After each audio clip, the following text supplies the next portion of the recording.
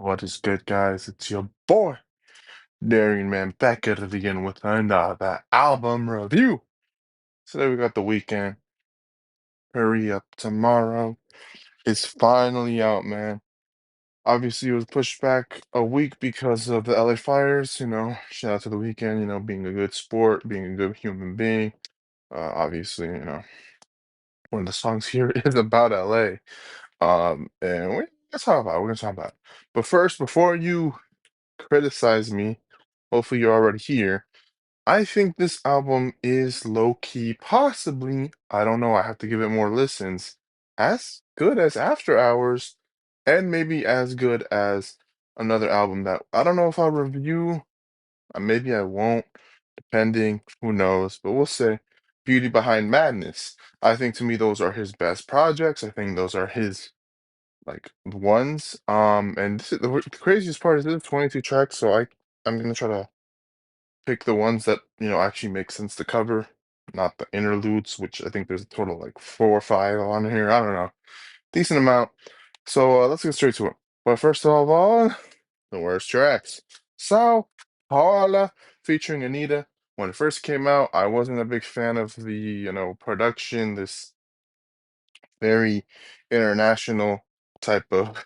I mean, I don't know if it's supposed. I mean, considering it's called Sao Paulo, I know it's supposed to represent obviously Brazil and stuff. I don't know, man. It didn't do much for me when I first heard it.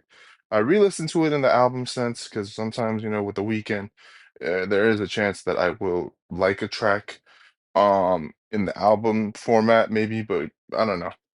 Didn't still like it. Nita did cool, I guess. She didn't ruin it. It's fine. The weekend just I feel like there wasn't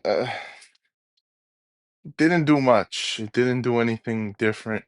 It felt very just okay.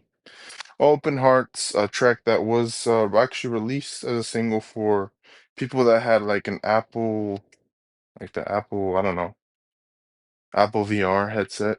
Um, I did hear the leak, and when I heard the leak, I was like, this, first of all, it sounds like straight up like it's finished. I was scared that it was gonna be exactly the same when it came out, because I was like, damn, be honest with you, the production sounds good at first, and then it adds too much pop in it. And then, I mean, I will admit the chorus isn't really my cup of tea. It just isn't a track for me. I do think it's a track that isn't even the worst out of all of these. It's definitely the best. It can be the best. If just done a little bit better, felt like a weekend track that I don't know could have been done just way better. Oh man, I still feel that way, man. I mean, the adding the prop production just did not do shit. Like it just felt more glossy and poppy. Even though I felt like it could have been like an after hours cut and it could have been like done in such a different way. When I first heard the production, I was like, this could be good. Then I heard the chorus and I was like, all right, this isn't the greatest, but it could still be saved maybe in the second half. No, in the second half you had more pop production kind of, and you make it more glossy and more, just kind of doesn't do much. And then take me back to LA. Another track that I'm just a little iffy on. It just feels, I don't want to say it, but it feels like he made the song just because of the LA incidents. I don't understand it. I don't understand the point of it. I guess it makes sense in terms of the trilogy and finishing it off. Obviously you started off from Escape from LA. And After Hours, I don't think he talked about LA in the last project. And you finish it off with LA again after what happened with the wildfires, I guess. Didn't really add any substance. Talked about it snowing in LA. I don't, maybe I'm just not an LA guy. I mean, did it snow in LA? I mean, maybe there was news there. Or maybe it's snowing right now because I heard the weather is fucking insane. I guess in Texas it's snow. It's weird, weird weather, I heard, right? Either way, didn't do much for me. And then Give Me Mercy, just okay. Definitely one of the most bland tracks off here. Didn't do much for me either. Let's get on to the best tracks though. Timeless featuring Playboy Cardi. I still love it when I heard it. I repeated it a lot when I heard it. It's a banger. Big surprise, Dancing in the Flames might be a deluxe track then, because he released that as a single, I thought.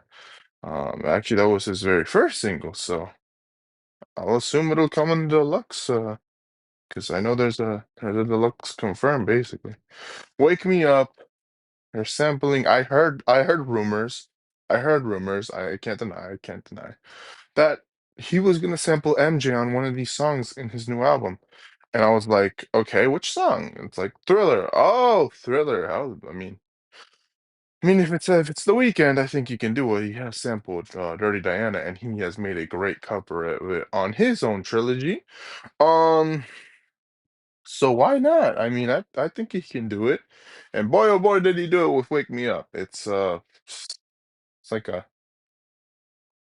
more condensed Thriller sample. It's really fucking good. It's 5 minutes. A lot of these tracks are long though. That's well, maybe a little issue.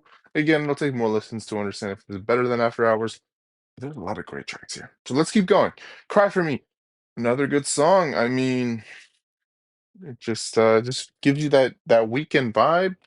Um, I don't know what else to say. It's just a really good song. I Can't Fucking Sing interlude. Until We Are Skins and Bones. I'm trying to remember. It might have been another interlude. Yeah, 'cause I don't remember it. I don't remember it whatsoever. It might have been another interlude, back-to-back interludes. I will admit, as much as I love this album, the track placing is a little iffy. But it'd be what it be. Baptized in Fear, a track that I could have put on the worst. But I feel like this track is kind of a song that might grow on me. I don't know as much as like any of the After Hour songs. But I see Baptized in Fear. I love the chorus. I think the second half of Baptized in Fear was just so much more stronger in terms of him lyrics and in terms of him really understanding the chorus and just like how he's really fucking scared of just all the fucked up shit that he's done. And he's baptized with all the fear inside of him and he can't get out of this weekend character. It's really awesome. It's really intriguing. I definitely need to give this more listens to understand the track more. But yeah, opening night reflections. Oh wait, no, opening night. Um, might have been an interlude. I don't remember. It might have been an interlude. Who knows? Or it could have been. Oh no, I remember. I think it was like this 1 to 2 minute track that's kind of an interlude. That is, it's good. It's cool. It's chill. Does the job. Reflections Live featuring Travis Scott. This is where I was just like, all right, now we're gonna get into the good shit. As if we didn't already get some pretty darn good stuff before. This is a great song. I just think it's it's such a fucked up song. The Weeknd getting in this bag, really talking about like you just picture him like really in the reflection, laughing at himself, going crazy, going psychotic, knowing that he's fucked up, knowing that he's done for, knowing that he's done, and then you get Travis Scott in the back end, because most of this album is produced by Mike Dean and Metro, so that's awesome. And Travis gives a very nice, intriguing, different type of verse that, didn't expect out of Travis. I like it. Enjoy the Show featuring Future, another great song. Um, trying to remember the song. The song is really good in a different type of way with the production. The Weeknd goes in his bag. He's just talking about all fucked up things that's gonna happen to him in the future. No pun intended. It's got future on it. And just enjoy the show of me doing the drugs, doing the coke, doing all the fucked up shit. I want to die by 34. Shit's crazy. Shit's crazy. Future doesn't even end the track. He just comes in within the midst of it. And Future gives a pretty good verse. I can't deny it. It's really darn good. And this is like the darker end of the album, and I think Future and Travis Scott are perfect features for this part of the album. I think this is easily the best part is the mid part of the album. Giving Up on Me, another song about the darkness, song about just give up on me, just forget me, I'm done. This character is gonna die out, and he's gonna die out now. This is his last album, and he's got a deluxe coming up, and I'll end it there. Uh, Pretty fucked up song, pretty long, great production, very, very, very dark. Um, And I like that about the weekend, man, because sure he gives you some of the greatest elements, it's some of the greatest like he really puts on a fucking like it's like you're watching a play, right? And he makes you really think about what the fuck am I listening to right now? And makes you think of it in a in a yeah, I love it because I'm dancing, I'm enjoying myself, but holy shit, this character's about to die. Kind of sad, but at the same time, eh, at least I get the music. I can't wait to get there. Might have been an interlude. If not, probably is another sad fucked up song. Niagara Falls. I think yeah, I know this song. Talking a lot about his girl. Um, it's kind of like Niagara Falls. It's just same old weekend. You better watch out. He's gonna do fucked up shit to you. He's gonna ruin your life. There's no reason to keep going with him. It's got like a bloody Niagara Falls of the weekend, and this girl is just like not understanding that that's him. That's who he is. Big Sleep sounds like a fucking drug song. I like it. It's short too, so it's digestible. So a lot of these songs are like 4 or 5. Drive.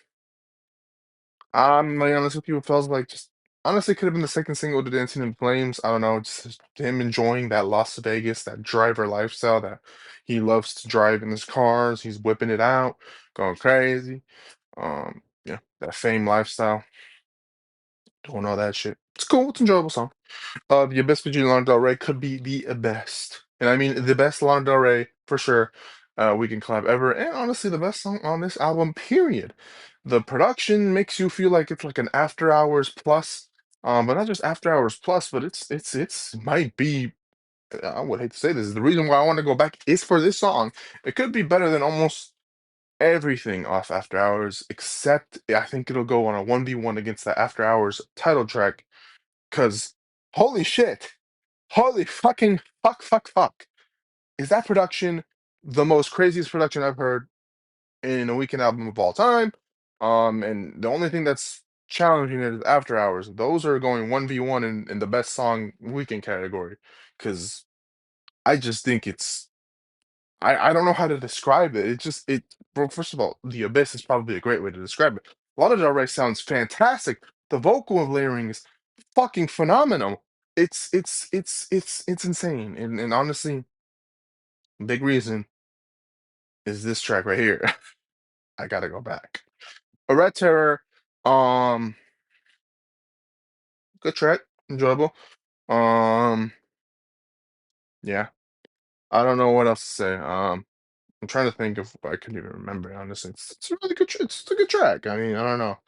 So yeah, Without a Warning, great track. I fuck with it. Weekend in this, Without a Warning bag about who he is. Hurry Up Tomorrow, enjoyable. Send off. I don't know if it's probably the best. I would have switched this song with probably Given Up on Me. I probably would have switched those two and maybe some other tracks here because I don't know. Like I said, overall, I do think because in Timeless, hold up, wait. I'm trying to remember this one song. I Can't Wait to Get There is the Tyler the Creator type of song. I probably would have switched those two, Timeless and I Can't Wait to Get There. They were right next to each other. And it felt kind of weird because one felt like a Tyler the Creator song and Timeless felt like a play. I don't know, it just felt kind of weird. Probably would have switched those two. Can't Wait to Get There is a great song, by the way. Love it. I think Tyler should hop on the remix because it just sounds like a Tyler the Creator song, by the way. Production wise, everything wise, it sounds so like bubbly, poppy, and lovable. And the Weekend lyrics aren't the greatest, but I do with what I do. But yeah, overall, 8 out of 10, man. Like I said, shout out to Weekend, man. Rest in peace. He's not done yet. He got one more deluxe, and then you could say that's his final goodbye. And I maybe will make a thank you Weekend album. Thank you the Weekend with his discography and stuff. I don't know, probably. But yeah, like, comment, share, subscribe. Your boys out. Peace.